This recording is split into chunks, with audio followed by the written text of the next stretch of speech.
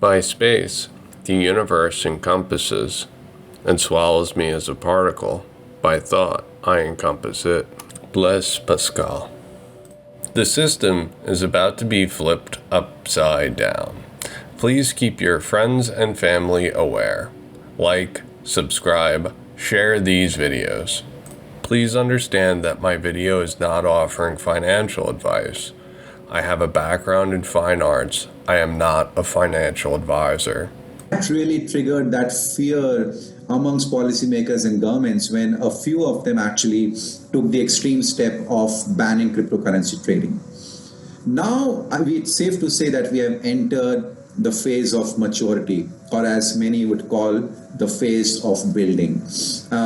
This phase has been going on for the past 18 months or so. We are seeing more and more companies, incumbents, disruptors, using digital assets to solve very specific problems. We are seeing native crypto assets like XRP being used to solve problems around cross-border payments. We are seeing central bank issuing their own digital currencies, or better known as CBDCs. We are seeing big corporates issuing their own stable coins, for example, Libra, again to solve specific use cases. And then again, over the past 6 months, we have seen this big buzz around DeFi. In my mind, this creates a perfect storm for cryptocurrencies, digital assets over the next decade. And for many of you will remember the exact innovation life cycle played out in the internet era as well. If you remember, most of the successful companies that we hear of, including the likes of Amazon, Facebook, Google, saw their peak post 1999. This was the era of dot-com bubble. Once the bubble burst, the build phase started, and you look at these companies now that have really become successful. I am very confident that this is the time for crypto. This is the most exciting time to be in the industry. A lot of creative, innovative work is going on, and I'm very confident that this will be the era of crypto. We are in the perfect storm of digital assets, a blockchain-based layer of the internet that will allow our financial markets and economies to evolve. Our technology will evolve with this layer. Imagine devices speaking and paying each other for the services they consume. A self-driving car pays for its parking. The velocity of money would increase exponentially as devices participate in commerce. Opinion. One of the things that I often hear is that the moment national banks and countries issue CBDCs, for example, this will be the end of cryptocurrencies. And I've never really understood that, because it's something very different. It's a different use case. CBDCs is an upgrade of the infrastructure, the payment systems, and hopefully also helping players such as us to then settle asset tokens more efficiently.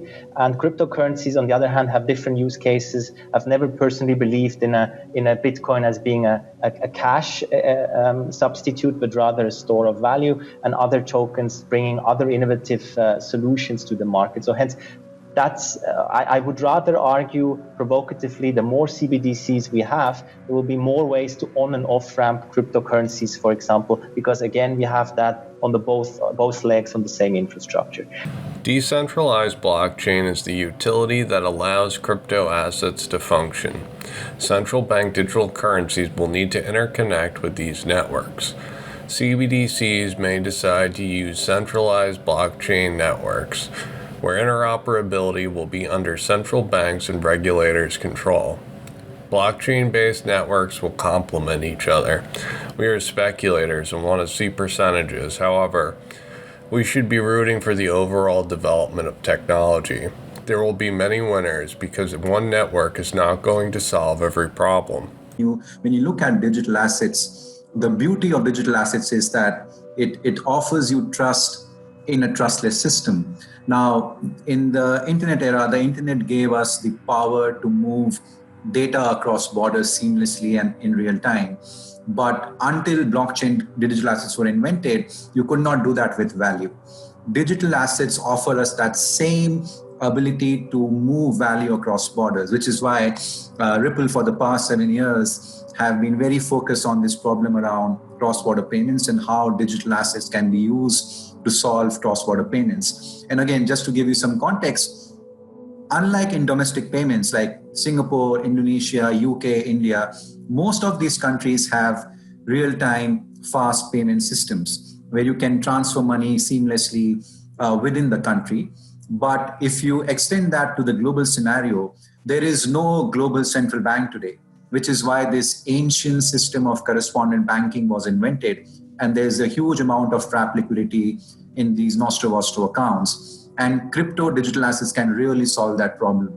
And that is where, like Interstellar and other companies, Ripple has been focused on that very specific problem for 7 years now. And I almost feel proud that over the past 18 months, we have seen so much innovation around this space that Ripple's stand almost seems vindicated, because we have been shouting from the roofs that this problem can be solved using cryptocurrencies for the past 7 years. Decentralized digital assets provide trust in a trustless system. Nostro and Vostro accounts are trapping over $30 trillion of liquidity. Digital assets can solve that problem. Politics and economics are intertwined together. Think about the current events taking place. It revolves around trust. Not only can we solve the $30 trillion elephant in the room, but we can provide trust between nations. During times of economic crises, tensions heat. Crypto assets are an olive branch. Crypto is peace. But the challenge remains. Central banks must move fast if they are to have the flexibility to evolve in this new system, to evolve so that they can continue to provide trusted money, a common public good. Yet, how can this be combined with safety? The answer is always through cooperation. When peer-to-peer file sharing came to the internet scenes, governments did their best to shut down Napster, Kazaa, and LimeWire, but what happened? New programs just kept emerging. Peer-to-peer file sharing has caught the attentions of governments and legal authorities, however, it keeps finding its way. There is a debt crisis, and the fiat monetary system is failing. People are losing their confidence in the central banks. Central bankers understand that they need an exit plan and are willing to adapt to secure their role in the Internet of Value. iTrustCapital announced that they have to halt XRP trading on January 8th at 5 p.m. This is due to their liquidity provider Coinbase has halted XRP trading. You have the option of trading your XRP for another coin or precious metal. Keeping your XRP on iTrust with the understanding there might not be liquidity to trade, or remove your XRP from iTrust. We are in an environment of maximum debt expansion. It's going to increase exponentially. As the dollar continues to collapse, real assets like gold, silver, and crypto are going to inflate. The Internet of Value is going to have many winners, and precious metals is real money. iTrust offers IRAs that will insulate our wealth from heavy taxes. I encourage everyone to research IRAs and check out iTrust's link in the description below. The good news, at least with Ripple, is that we have now been in the business for 7 years. So we have the network advantages. We are already seeing the hockey stick take off. We are seeing an exponential growth in our network. And the beauty of the network business is that so for example, we took almost 1 year to sign our first 2 customers. It's almost akin to selling a cell phone. When you are selling the first cell phone, you always take time. But then the network growth, the network effects take place, and then you see an exponential growth. So we're already seeing that Southeast Asia is one of our biggest markets for Ripple. If I combine Philippines, Indonesia, Malaysia, Singapore, we have the top banks on the network already. And of course, Indonesia continues to be one of our biggest focus areas. And hopefully, we'll be able to collaborate with the local companies and also BI and OJK and do something meaningful in the coming few years. 7 years of developing. One of the oldest cryptos available. 7 years of fine-tuning. Public blockchains are value out in the open for anyone to attempt to exploit. RippleNet offered the banks blockchain-based messaging, a technology that forced Swift to upgrade to Swift GPI to compete with RippleNet's Xcurrent solution. Swift, one of the oldest institutions that have had a monopoly for years reacted to a startup by updating their flawed system. Now we are witnessing digital asset adoption. We'll have some of the largest Swiss financial institutions, Swiss corporate issuers, actually going to that end-to-end and that real kind of entirely issuing, listing, trading, settlement, custody, buy side. That's what we'll see in 2021 on SDX. And look, there are other platforms doing really exciting things. Matthias and Signum Bank in particular are also doing exciting things. But I think that the basic message, Tanya, to everybody listening is this train's leaving the station. This isn't a thing that is now sort of a figment of imagination. This infrastructure is built or being built. It's going live. We've got FINMA looking to really support this. We've got, as we've seen, the Swiss National Bank and the BIS getting behind this. And that's just Switzerland. You look at other jurisdictions like Singapore and others. This train's leaving the station. It's very exciting to get on it. Thank you. SIX is a platform based in Switzerland that is an updated infrastructure built by R3 to incorporate digital assets. SIX is tokenizing real-world assets and developing tokenized assets for the real world. Project Helvetica is a project where the Swiss National Bank is connected to the SIX stock exchange and incorporated central bank digital currency to this platform. SIX is a real-world use case that is getting ready to launch. Now that the central bank has tested CBDC with SIX, and it was a success, SIX will soon have the approval to trade digital assets. The more networks that pop up, the more of a need there will be for interoperability. I believe that all this will remain in the domestic context. The moment you look at cross-border, a CBDC may not solve the problem of cross-border payments. So let's say 10 years from now, if I were to look into a crystal ball and predict what will happen, again, I don't think it will be a zero-sum game. There will be room for CBDCs to collaborate and coexist with native crypto assets like Bitcoin, XRP, etc. And here, CBDCs will still need to be connected, right? When you're doing cross-border payments, so an asset like XRP that is fast and efficient can still use to connect two different CBDCs. So again, as I said in my earlier introduction, I don't see this as a zero-sum game. There'll be collaboration, there'll be room for coexistence, but I think regulators need to understand that they first of all need to forget about this FOMO thing, right? The fear of missing out.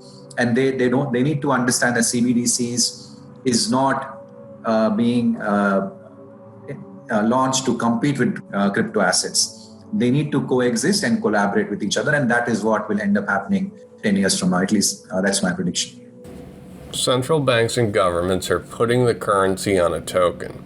There are two types of ways to do this. Wholesale, meaning the CBDC will be delivered to the banks, or retail, meaning the cash in your wallet will be replaced with tokens. So how does crypto fit into this? The central banks will have a fundamental model, and the private sector will build in the in-betweens and gaps of what is deployed.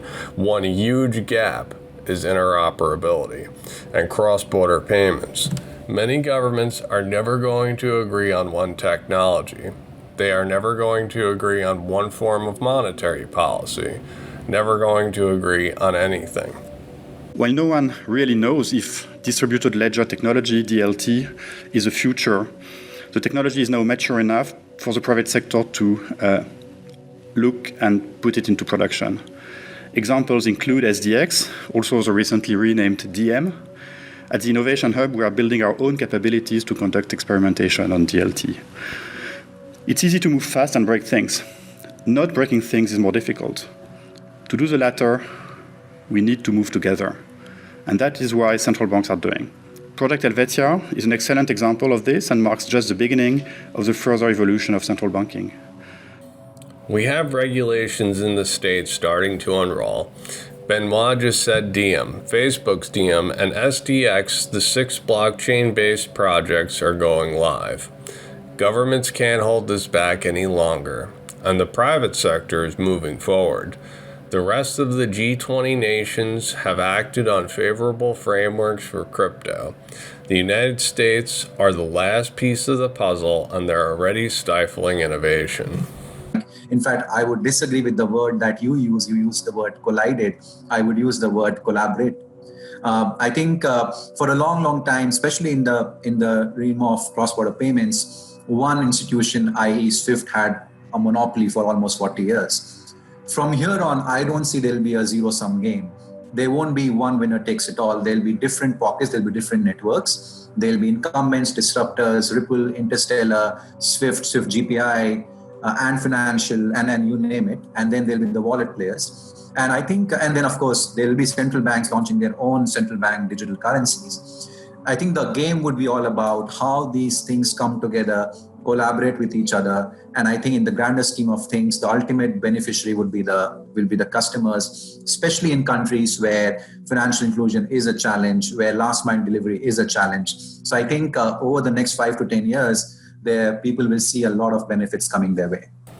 Amalgamating blockchains, converging to create a new layer. The more efficient our technology is, the more deflationary it is, which means the central banks can inflate to counteract the deflation of innovation. Justice without force is powerless. Force without justice is tyrannical. Blaise Pascal. Big tech often gives me a hard time with my videos due to its subject matter and my perspective.